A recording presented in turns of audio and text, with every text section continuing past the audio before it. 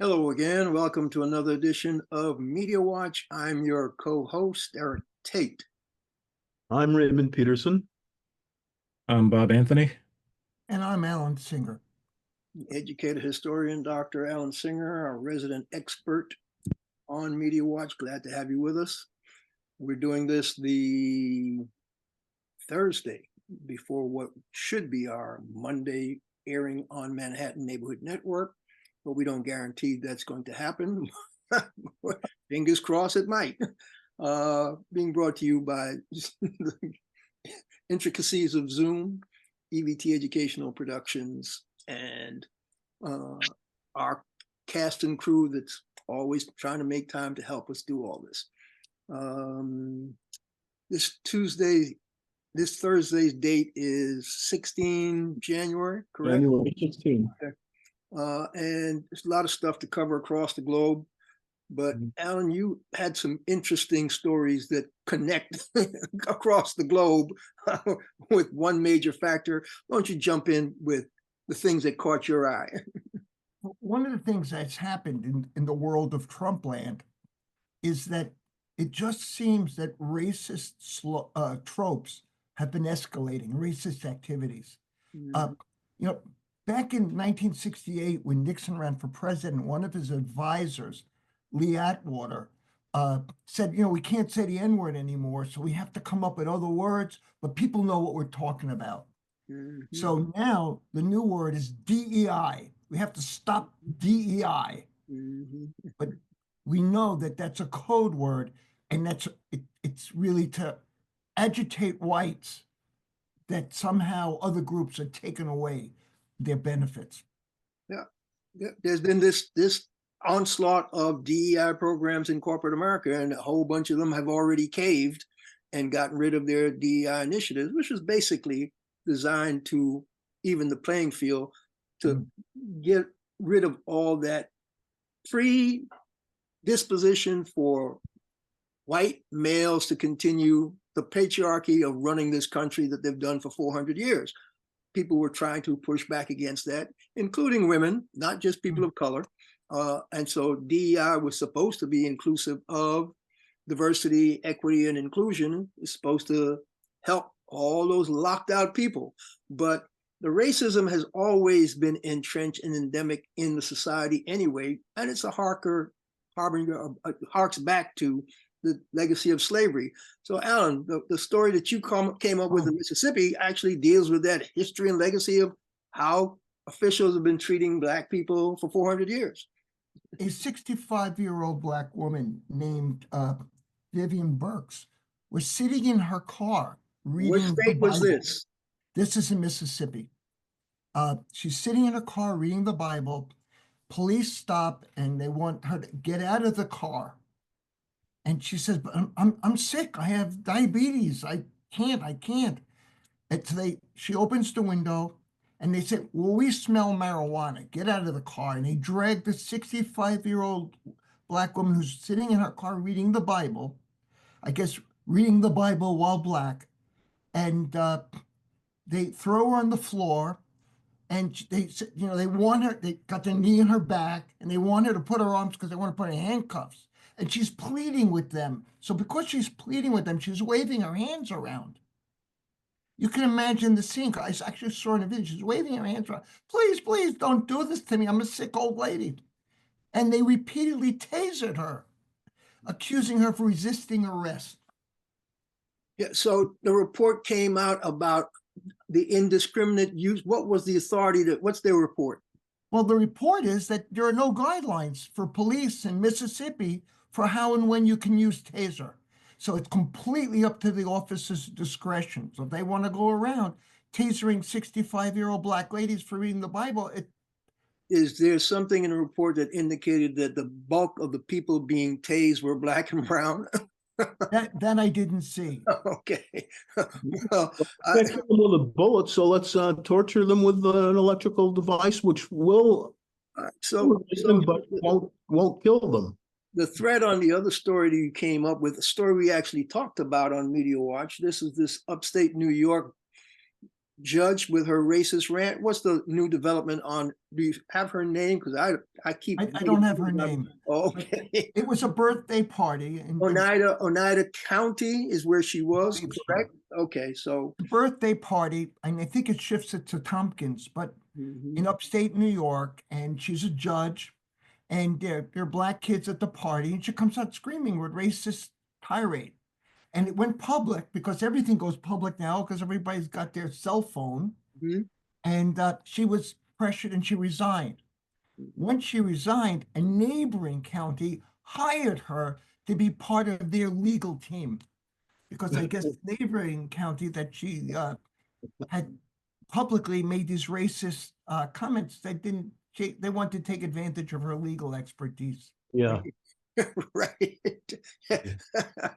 So Upstate New York is getting troublesome. I mean, we've already reported on the guards at the Marcy Correctional Institution beating that inmate to death, and now this week, the family of the inmate who died is suing the officers and the officials. So we'll see if those officers get hired elsewhere. I would not be surprised. it happened in Ohio when the kid who took care of Tamir Rice got fired. He got hired someplace else a couple of months later, if memory serves me correctly. Interestingly enough, this is not just in North America, this racist whatever that's infecting the world, just like the autocratic thread across the globe, the racist thread, anti whatever. What about the UK, Alan? The UK story is just well, Elon Musk, the champion of freedom of speech, at least of his freedom of speech, was just involved with two big controversies in Europe. The first was there were a series of anti-immigrant riots by whites in, I was going to say upstate England, but really a small town in northern England. I guess they don't go upstate there. And the guy who incited the riots on his social media account was arrested and convicted and sentenced to 7 years in prison for inciting the riot. Elon Musk, again, this is a racist riot against Islamic immigrants. Elon Musk, the champion of freedom of speech, said, how can they send someone to prison for 7 years for freedom of expression? And he demanded that the judge be sent to jail for 7 years for doing something so outrageous. And at the same time, Musk has gotten involved in the German parliamentary elections, endorsing a right-wing, it's the AfD party, with neo-Nazi roots. Because again, neo-Nazis have freedom of speech in Musk world. Musk world seems to love racists and neo-Nazis and anti-Semites and anti-Islamic folk.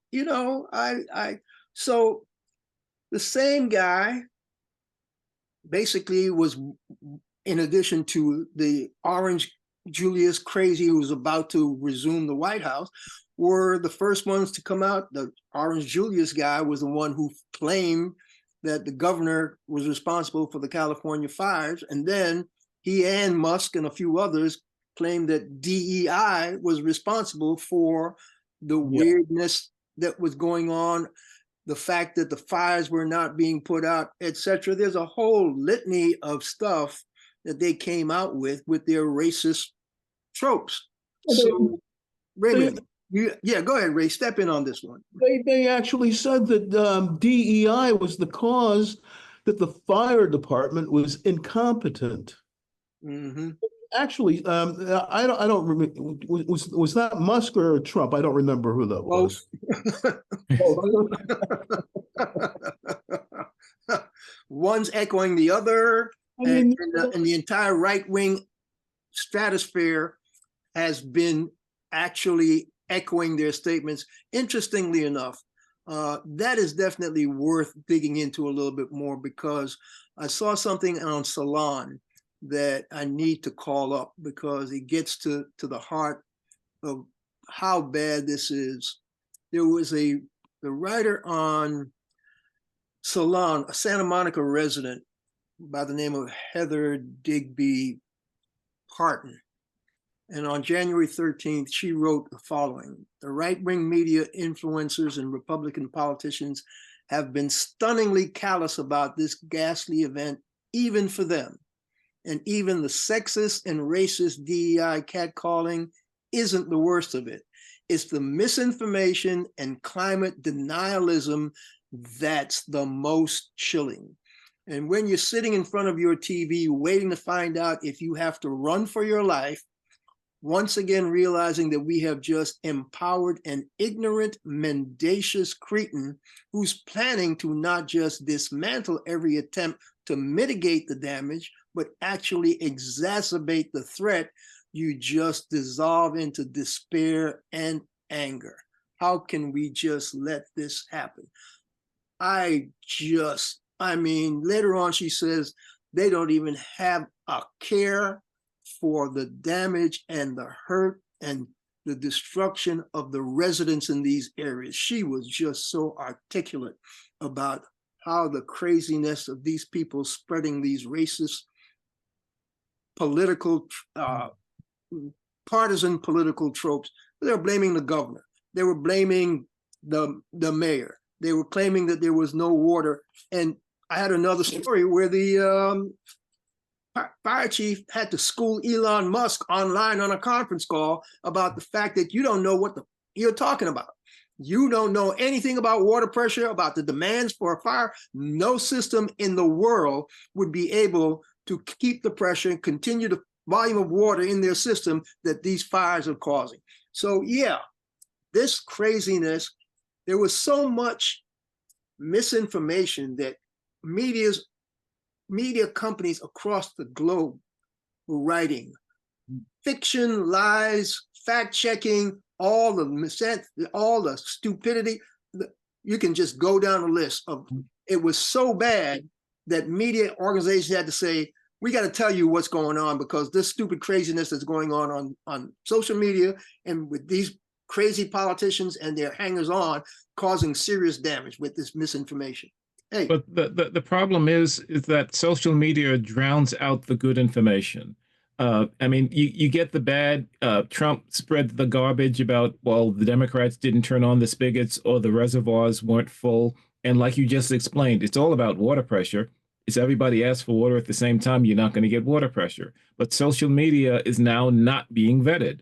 Meta took away their ability to correct lies. X, never mind X. X is just they're propagating the lies. Okay, it's propagating the lies, and even if you don't follow Elon Musk, you're going to get them in your feed. So you're going to get the lies. So unfortunately, the quality media is being blown out of the water by the volume of the garbage. Yeah, Trump stuff was so bad that there was actually fact checking Donald Trump, the LA fires. That's how bad his garbage was that he and Musk were pumping out there. But that gets us to this crazy guy, the writer called the cretin we just elected the cretin who's going to actually make things worse. Well, let's get around to how he's going to make things worse. Because can I just add two things about the fire? Go ahead. Jimmy Kimmel had a special because he lived in that area. Jimmy Kimmel. Okay. And what they did is they were interviewing people who were raised there to help. And a lot of the people who were raised there to help were Mexican Americans. So here we're accusing people of lowering the standard, and you have all of these Mexican American volunteers helping people who have been displaced. The other thing is, and you don't see this very much, 1,800 of the firefighters are prison inmates. Oh yeah, who are volunteer. They have a special camp, and they're out fighting the fires. I don't know the demographics, but given it's California, we're looking at a lot of Black and Latino prison inmates who are fighting to put out the fire. And I guess that's DEI. They started that program even before these fires. Because they're strapped for manpower. So they gave these prisoners a chance to reduce their sentence, a bunch of perks, for risking their lives to go in there and fight these fires. And those prisoners have taken them up on it. As a matter of fact, I think Sherry Bruckmeyer and somebody else just crafted a new show 2 years ago called whatever, Fire Country or something like that. And the threat is these prisoners who are actually, that's the thrust of the show. I haven't watched it, but I've seen trailers for it. And so, yeah, because firefighting is such an ongoing demand in California because of climate change and these fires. Yeah, I could, when he came out with that show, I said, okay, this is a new reality. When they decide they're going to do a television show about prisoners fighting fires, that means they're going to be fighting fires for a long time in California. So yeah, I'm glad you raised that issue. But to get back to the DEI crazed orange guy and his co-president, the racist spreader of lies on his own social media platform. So the cabinet picks are now being vetted. They're having their hearings before Congress right now. And talk about Hegseth and his hearing, Alan, because I know you've been staying on top of that. Well, first of all, Hegseth, with the nominee for Secretary of Defense, was in the military, low-level officer. He has never administrated any program of significance.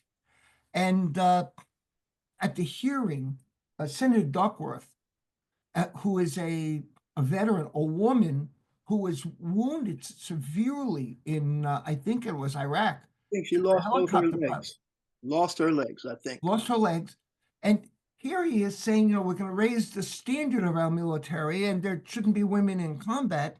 And she said, I was in combat and you're incompetent. And you're the one who's lowering the standard. And the rest of the world is looking at this and they're saying, what's going on with the American government that it's going to put its military in the hands of someone with no experience, who's incompetent, who's just a television host. But Duckworth was very impressive. And again, all the Republicans then voted for him. Oh, yeah. My quick thing on Hegseth is I don't care about the sexual assault. I care about it, but that doesn't rise to the top of my nixing him. The fact that he tried to change the sentences of people who were about to be tried and convicted. One of them actually was convicted killing a civilian. And then Trump stepped in at Hegseth's bidding to commute sentence, not have another one prosecuted. That's the guy that you're going to put in charge of the Department of Defense when he's getting other people who did nefarious things that violated the Code of Criminal Justice. You want him to run a secretary? The fact that they're not even questioning that part of his character, I find they're remiss in pointing out how incompetent and lacking in any qualifications to be Secretary of Defense. But he's just one of many.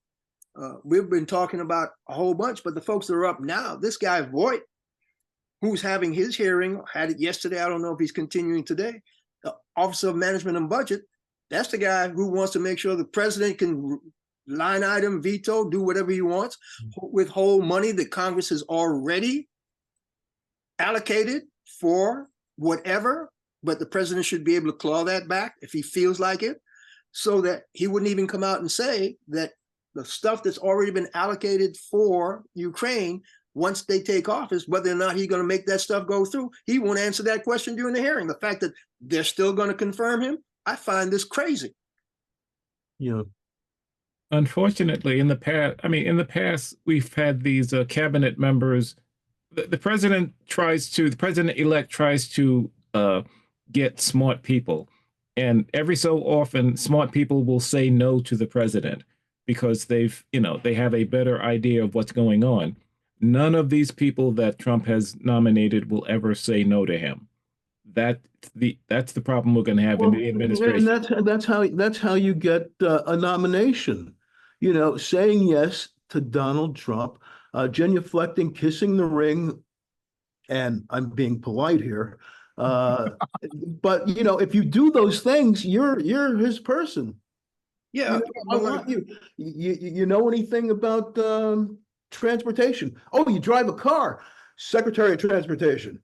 look, you got a good point, because I think it was Duckworth or somebody else who asked Hegspeth a whole bunch of key questions about who are our allies in so-and-so in this particular, can you name me X, Y, and Z dealing with any geopolitical alliances that we need to protect? He couldn't answer a damn one of those questions, because guess what? He doesn't have the smarts, background, the grounding, and as she said, he didn't even read up on it in order to appear knowledgeable when he came to this hearing. That's what we're up against. But you know what? The fact that we've gotten this far down the rabbit hole of this government there. Who else is he nominated that's coming up that we got to worry about? Pam Bondi. Oh, she's going to get through there. She's got, at least she's got qualifications in criminal justice stuff. Yes. But she's Bob said, she's a Trump yes person. So she might weaponize the Justice Department for vengeance for Trump, even though she denied she would at her hearing. She at least answered that question the right way. But guess what? They've lied at hearings before. All the Trump nominees have lied at hearings before. So I'm betting she lied when she answered that question. Not only that, she accused the Democrats of weaponizing the Department of Justice to get Trump. So all the accusations against Trump, she was prepared to dismiss. The other thing is, while she was the head of the Justice Department in Florida, she led the weaponization against DEI. She was the spear person for DeSantis in the attack on universities and attack on hiring. So you're right. She's competent and she's nasty. Yes, and she's going to get approved. Unfortunately, that's what we're up against. Do we have the Kennedy nomination behind us already? No, he hasn't testified. I didn't think so. Probably the worst of the worst, but exactly. we've already done a deep dive on him, so we don't need to go back. What was our other story that we needed to talk to pertaining to Trump appointees and? Well, I think we should comment on the Biden final state speech on this. How much time do we have? Because we have about 5 minutes. Okay, so Biden's farewell address, you can give us a quick summary on so we can get to the media wrap up. Okay, what Biden said in many ways, he echoed Dwight Eisenhower's farewell address in 1961. 1961, Eisenhower said that the United States policy is being taken over by a military-industrial complex of wealthy, powerful corporations with too much influence. And what Biden, that was Eisenhower, what Biden said, the same thing is happening now with what he called a tech industrial complex. Where MAGA billionaires are paying for the election of candidates. Musk may have paid as much as $250 million for the Trump campaign. And this way they get access and they get control over policy.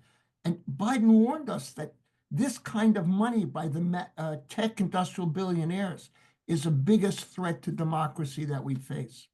Yeah, well, unfortunately, he's got, the incoming guy has got Supreme Court judges pretty much locked up that he appointed. And so how they rule when these people violate the Constitution by checking Congress's power of the purse, as this guy from Office of Management and Budget is trying to do, and all the stuff that they're going to try to do, the pushback that we normally would get would be from media, but these media people, you saw the cartoon that got killed in the Washington Post when they're all bow down, kowtowing, and paying obeisance to the incoming president. That cartoon got killed by the Washington Post, but it was right on the money and right on target. And so that brings us to media. As we know, MSNBC's Rashida Jones just resigned, and she resigned having done wonders for them, making them #2 in the cable, right behind Fox News, Fox whatever, fake news. And so the fact that they're getting ready to spin off these cable things at NBC Universal, the parent company, is why they are positioning stuff and people are resigning. But a lot of these people are like Mark Zuckerberg decided he was going to, as you mentioned, Bob, he was going to cut back his fact checking because guess what? He's bowing down to Trump again. He's claiming otherwise, but that's basically what it is. The LA Times guy regretted endorsing Karen Bass for mayor because the community supposedly were criticizing her for the handling of the forest fire. Well, she was out of the country when the fires broke out. She came back. She did what she needed to do, said what she needed to say. But of course, Karen Bass is a Black mayor that was elected by if you add up all the Black and brown people in LA, that's probably why she got elected. Never mind what the policies were, but because these people are anti-DEI, anti-Black, brown, whatever, when the media goes this way, you have a hard time coming back, because the media was also going that way with the right-wing people against Gavin Newsom till he pushed back and put up a website, government website, state website saying, forget all the crazy nonsense. This is what's going on. This is what we're doing. But look, media is basically the only pushback we're going to have against the craziness that's coming down the pike. And so if people are not willing to stand up and be counted, country and the world is in for a sad state of affairs. We're about I agree. I agree. We have a tough 4 years coming, and we have about 45 seconds left. Go ahead, Ray. I was just going to say that, you know, when you've got the billionaires buying the media outlets, we're facing a very dark future. I mean, Bezos and the Washington Post, my God, I used to love the Washington Post. Anyhow, that's all. Yeah, we're in for a tough time down the road. People are going to have to stand up and be counted. I guess Media Watch can't go anywhere. We have to try to call people out and pay attention and whatever. But anyway, this has been Media Watch, folks. Thanks for joining us. I'm your co-host, Eric Tait. I'm Raymond Peterson. Alan Singer. And I'm Bob Anthony. Catch up to us on YouTube at Media Watch EVT. Stay safe, folks. We'll catch you the next time.